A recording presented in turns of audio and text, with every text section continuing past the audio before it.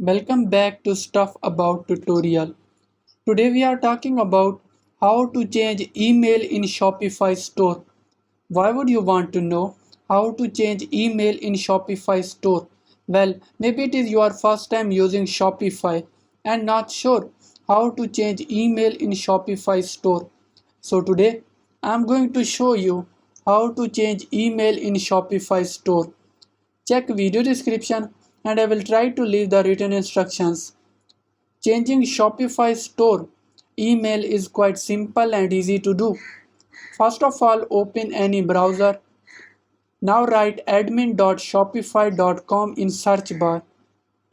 Now here in left corner, you are seeing different options. Click on settings in bottom left corner.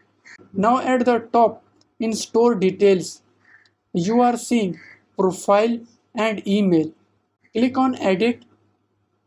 Now you can change your email address and then press save. There you go.